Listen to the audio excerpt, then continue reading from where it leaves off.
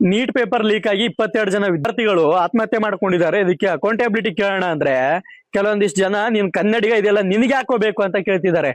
ನಿಮ್ಗೆಲ್ರಿಗೂ ಹೇಳ್ತೀನೋ, ನೀನು ಕಾಂಗ್ರೆಸ್ಸೇ ಆಗಿರೋ, ನೀನ್ ಕಾಂಗ್ರೆಸ್ ಪಾರ್ಟಿನೇ ಆಗಿರೋ, ನೀನ್ ಬಿಜೆಪಿನೇ ಆಗಿರೋ, ನೀನ್ RSS ಅವನೇ ಆಗಿರೋ, ನೀನ್ ಎಂತ ಲೆಫ್ಟಿಸ್ಟೇ ಆಗಿರೋ, ನೀನ್ ಎಂತ ರೈಟಿಸ್ಟೇ ಆಗಿರೋ, ನೀನ್ ಎಂತ ಬೂಟ್ ನೆಕ್ಕ ನನ್ನ ಮಗನೇ ಆಗಿರೋ, ಆದ್ರೆ ದೇಶದ ವಿಚಾರದಲ್ಲಿ ಬಂದಾಗ, ದೇಶದ ಎಜುಕೇಶನ್ ಸಿಸ್ಟಮ್ ಮೇಲೆ ಕ್ವಶನ್ ಬಂದಾಗ, ದೇಶದ ಮಕ್ಕಳ ಭವಿಷ್ಯದ ಮೇಲೆ ಪ್ರಶ್ನೆ ಬಂದಾಗ ಪ್ರತಿಯೊಬ್ಬನು ಕೂಡ ದೇಶದ ಪರವಾಗಿ ಮಾತಾಡ್ಬೇಕು. ಅವನೇ ನಿಜವಾದ ದೇಶಭಕ್ತ.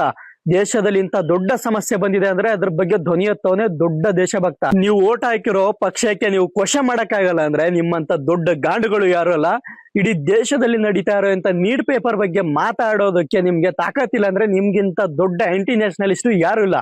ಅಂತ ಆಂಟಿ ನ್ಯಾಷನಲಿಸ್ಟ್ ಗಳನ್ನ ನಮ್ಮ ಕಮೆಂಟ್ ಬಾಕ್ಸ್ ಅಲ್ಲಿ ಟ್ಯಾಗ್ ಮಾಡಿ. ನನ್ ಸಪೋರ್ಟ್ ಇರೋದು ಯಾವ ಸೋನಂ ವಾಂಗ್ಚುಕ್ಗೂ ಅಲ್ಲ, ನನ್ ಸಪೋರ್ಟ್ ಇರೋದು ಯಾವ ಕಾಂಗ್ರೆಸ್ ಪಾರ್ಟಿಗೂ ಅಲ್ಲ, ಯಾವ ಕಾಂಗ್ರೆಸ್ ಪಾರ್ಟಿಗೂ ಅಲ್ಲ, ಯಾವ ಲೆಫ್ಟಿಸ್ಟ್ಗೂ ಅಲ್ಲ, ಯಾವ ರೈಟಿಸ್ಟ್ಗೂ ಅಲ್ಲ, ಯಾವ RSSಗೂ ಅಲ್ಲ, ಯಾವ ಬಿಜೆಪಿಗೂ ಅಲ್ಲ.